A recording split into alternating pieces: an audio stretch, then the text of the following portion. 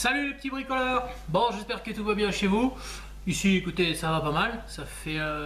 ça caille un peu, ouais, j'ai pas très chaud dans l'atelier. Hein. Une petite veste, hein, ça y arrange. Bon, aujourd'hui, on va se retrouver pour une nouvelle série. Ça va être une série de vidéos, je pense. Je vous explique le pourquoi du comment. Vous avez vu, il y a quelques jours, j'ai sorti la vidéo sur le changement de moteur de ma voiture. J'avais précisé dans la vidéo que c'était pas très détaillé. C'était volontaire, hein, vous regarderez la vidéo, je vous la mettrai là, je sais plus où, là, où est-ce qu'il apparaît le lien. On me l'a fait remarquer après en privé par des amis qui, à droite à gauche, m'ont dit ouais c'est dommage, ça n'a pas détaillé, machin. Du coup je me suis dit que peut-être ça intéresserait les gens. Donc j'ai pensé faire une série de vidéos sur le moteur. Alors ça sera une série de vidéos dites... un peu comme vous savez les livres pour les nuls, donc la mécanique, le moteur pour les nuls. Hein. Attention, il n'y a rien de péjoratif dans ce que je dis, ça va juste être une façon d'aborder les choses simplement pour que tout le monde comprenne. Parce que le but de la chaîne, donc, c'était partager le bricolage, les créations, donner des conseils, machin, et la mécanique. On n'en a pas trop parlé jusque là, mais c'est quelque chose qui me tient à cœur parce que j'aime ça. Et donc là, c'est l'occasion d'en parler. Donc voilà.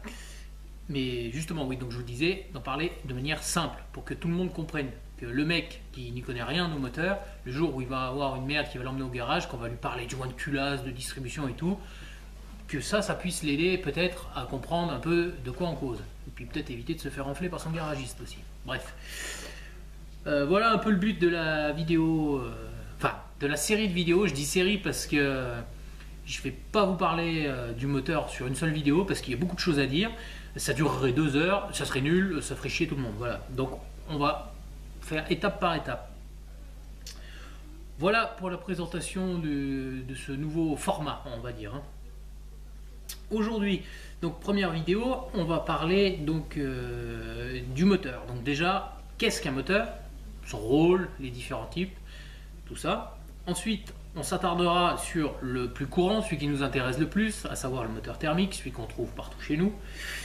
Et puis dernièrement, je pense pour aujourd'hui ce sera déjà pas mal, on verra le fonctionnement, le principe de base du fonctionnement d'un moteur.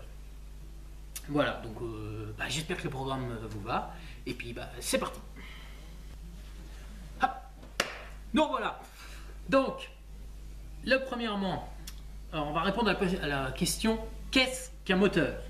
Alors, je pense que dans le dictionnaire, si vous cherchez, vous allez trouver une définition qui va ressembler à ça. C'est un ensemble de pièces mécaniques destinées à transformer de l'énergie chimique, dans le cas du moteur thermique, en énergie mécanique. Qu'est-ce que ça veut dire globalement? Donc j'ai précisé chimique. Donc dans le cas du moteur thermique, on va transformer de l'essence ou du gasoil en énergie mécanique. Mais ça peut être aussi d'autres moteurs. Il n'y a pas que le moteur thermique qui existe, il y a les moteurs également électriques. Donc je vous parle de ces deux-là parce que c'est celui que vous allez rencontrer le plus couramment chez vous. Que ce soit le thermique dans votre voiture, votre tondeuse, votre tronçonneuse, ce que vous voulez, ou le moteur électrique dans la machine à laver, dans le... j'en sais rien moi, le sèche-cheveux, rien que le sèche-cheveux, c'est un moteur électrique par exemple. Voilà. On va juste vite fait parler de ces deux-là, enfin surtout du thermique. Donc son rôle, oui, voilà, je vous disais, transformer de la mécanique, de l'énergie chimique en mécanique. Autrement dit, c'est pouvoir exploiter de l'énergie. Parce que de l'essence, c'est bien, vous avez de l'essence, mais bon, à part allumer un feu, ça ne va pas vous servir à grand chose. Alors que le moteur, il va vous permettre de faire avancer la voiture et plein d'autres choses. De faire tourner la scie circulaire, par exemple, ou... voilà. Quoi dire de plus sur le rôle du moteur? Je pense qu'on a fait à peu près le tour, hein. Vous avez bien compris le principe. Nous, on va s'intéresser au moteur thermique. Donc, il en existe deux grands types que vous allez pouvoir retrouver peut-être chez vous et disons de manière courante. Ce sont les moteurs dits à deux temps. Donc ça, c'est les moteurs des tronçonneuses, des mobylettes, des motos d'enduro ou de cross, encore que maintenant il y en a de plus en plus qui fonctionnent avec des moteurs 4 temps. Ça, c'est le deuxième type de moteur, celui que vous allez retrouver, je pense, le plus couramment du monde. Le moteur dit à 4 temps, c'est celui de votre voiture. C'est celui des motos de route, par exemple. La majorité, les grosses motos de route sont en moteur à 4 temps. Les tracteurs tondeuses, par exemple, sont des moteurs à 4 temps. Même les tondeuses en général. Voilà, il faut savoir que donc il existe les moteurs essence et diesel. Je pense qu'aujourd'hui on va s'arrêter au modèle essence. On va voir ensuite donc le fonctionnement du moteur essence. Mais pour ça, il est important que vous connaissiez et compreniez de quoi on parle au niveau des pièces en présence sur le fonctionnement du moteur. Donc, pour les pièces en présence qu'il est important de connaître pour bien comprendre le fonctionnement de base du moteur. Donc là, je vais vous en montrer une parce que j'en ai une sous la main. Ça, c'est le piston. C'est un organe essentiel, c'est un des plus importants. Celui-là, il provient d'un moteur 2 temps. Mais il est légèrement différent de ce que vous retrouverez sur un 4 temps, mais globalement, c'est à peu près la même chose, que ce soit dans le rôle et puis dans la forme. Voilà, ensuite on va voir le reste sur le schéma. Pour que vous compreniez bien l'histoire, votre piston, il se trouve ici. Donc il coulisse à l'intérieur d'une sorte de tube, on va simplifier les choses, qu'on appelle un cylindre. Donc le cylindre, c'est ça.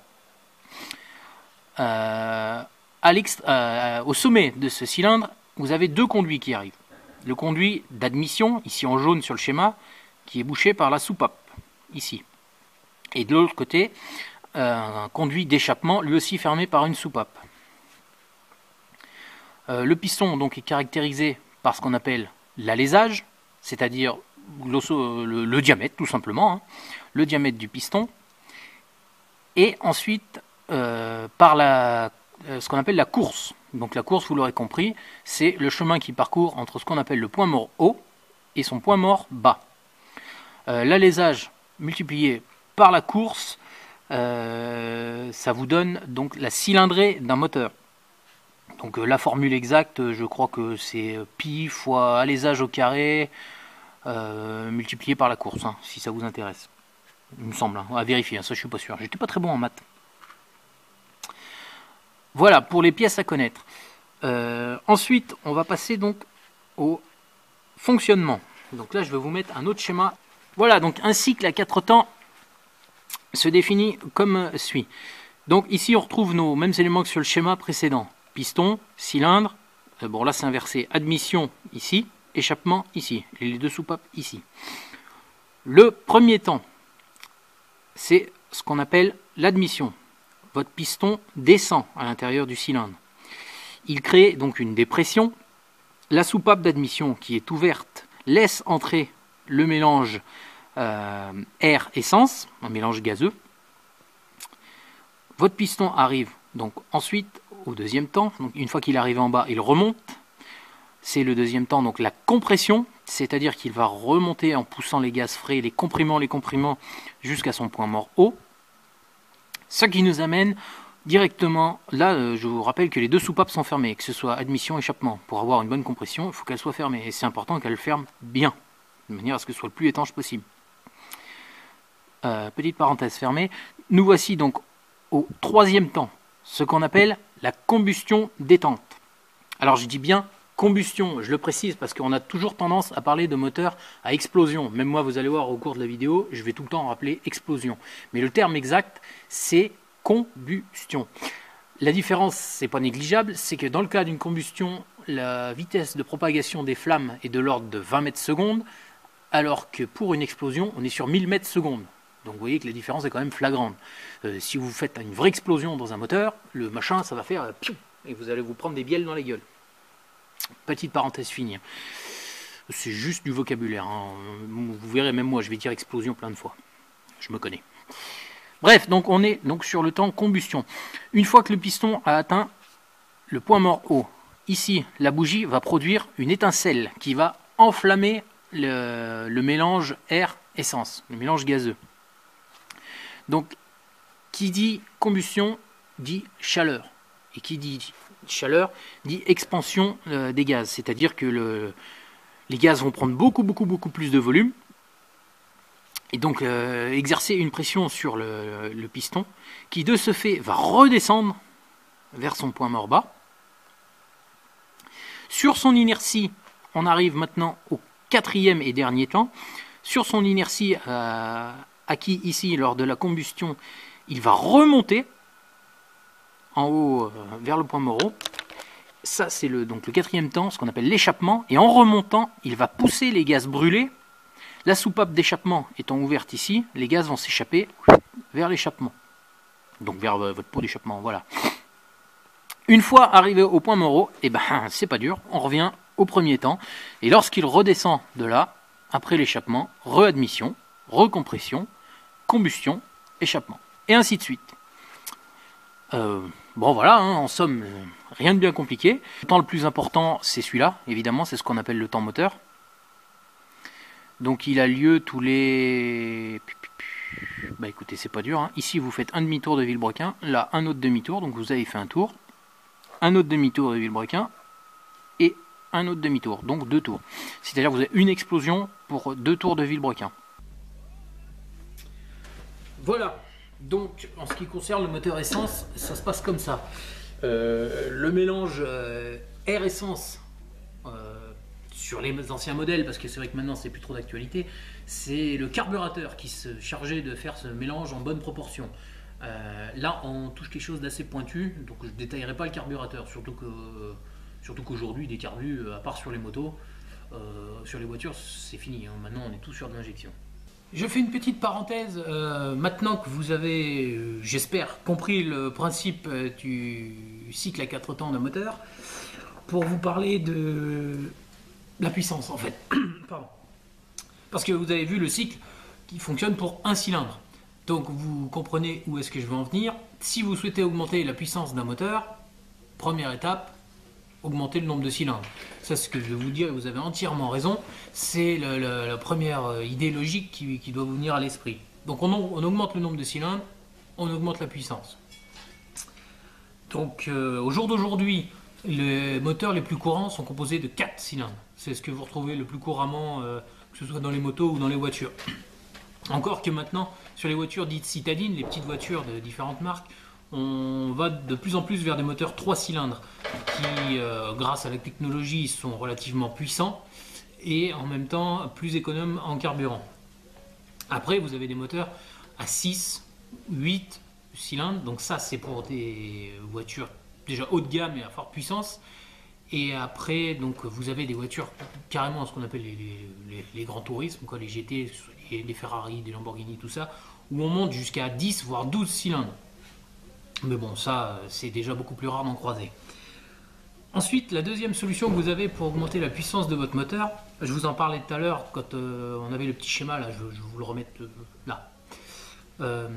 Concernant l'alésage et la course, ce qui vous donne la cylindrée. Donc ça, c'est une caractéristique importante d'un moteur. Vous avez sûrement entendu parler, par exemple, des moteurs 1,5 litre, 1,9 litre, 2 litres, 3 litres. Voilà, ça correspond à la cylindrée du moteur. Donc on l'a vu, c'est le volume d'un cylindre multiplié par le nombre de cylindres.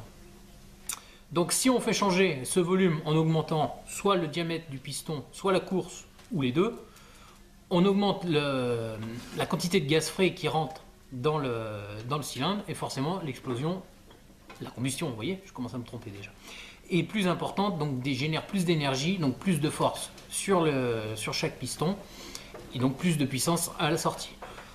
Voilà, ça c'était la petite parenthèse que je voulais vous faire, qui est commune que ce soit au moteur diesel ou essence. Voilà, parenthèse close. Bon, voilà pour cette première vidéo. Bon, j'espère que j'ai été assez clair dans mes explications. Le principe est assez simple, hein, si vous l'avez compris, bah, vous vous rendez compte finalement c'est tout con. Mais finalement expliquer c'est un peu plus compliqué que je pensais. Parce que je veux rien oublier, mais je veux pas être trop compliqué pour que vous compreniez bien. Donc j'espère que j'ai été assez explicite. S'il y a des choses qui ne le sont pas, bah, faites-le moi remarquer, dites-le moi dans les commentaires de la vidéo. J'essaierai de faire mieux pour la prochaine vidéo. Si ça vous a plu, bah, comme d'hab, un petit like, partagez la vidéo. N'hésitez pas à vous abonner, à activer la petite cloche là, des notifications pour plus rien louper. Et puis voilà quoi.